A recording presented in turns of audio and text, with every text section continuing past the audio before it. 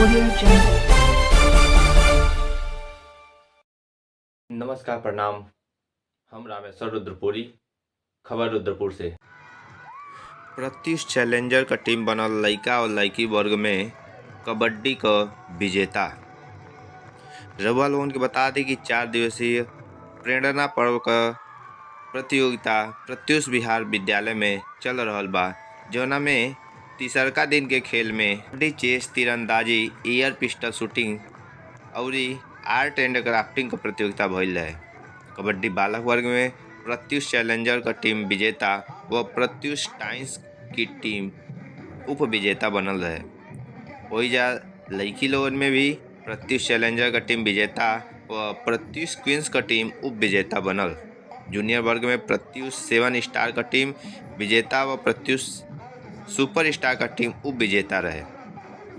चेस में प्राथमिक वर्ग में प्रांशु सिंह प्रथम व जूनियर में प्रवीण सिंह प्रथम स्थान पर रहने, यश प्रताप यादव दूसरा स्थान पर रहने। ड्राफ्टिंग में प्रकाश सिंह जी, गौरी पांडे व अभय यादव जी प्रथम स्थान पर, आर्यन सभा और शिवम गोस्वामी दूसरा स्थान पर रहले। तीरंदाजी में पहला स्थान पर प्रभात सिंह व प्रखर सिंह रहनी, वहीजा दूसरा स्थान पर आदित्य निषाद और प्रिंस मदेशिया जी रहनी। एयर पिस्टल शूटिंग में सूरज गौतम जी सही निशाना सधले रहने, पहले स्थान पर वो अपन जगह बना लेने। वही जब वैभव गौड़ दूसरा स्थान पर रहनी। कार्यक्रम का संचालन प्रत्युष कुमार भारत जी कैनी और कमेंट्री का काम सज्जाद अली जी निभौनी। वही जब निर्णायक का भूमिका उदय गुप्ता और आनंद प्रजापति व शिव जायसवाल जी निभौनी। इस दौरान विद्यालय के प्रधानाचार्य राणा प्रताप सिंह जी बतौनी कि 28 जनवरी रविवार के दिन सगरी विजयी प्रतिभागी लोगन के पुरस्कृत कइल जाई।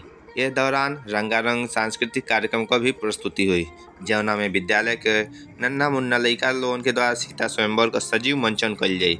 रउआ लोगन के बता दी कि सीता स्वयंवर के जौन मंचन बा पिछलका साल सबसे सुपर कार्यक्रम के रूप में गइल है और हमार गार्जियन लोग भी एक बार और निवेदन कैले कि ये कार्यक्रम के फिर से कइल जा, ऐसे ए बारी भी ये सजीव मंचन के प्रस्तुति लइका लोगन के द्वारा हुई।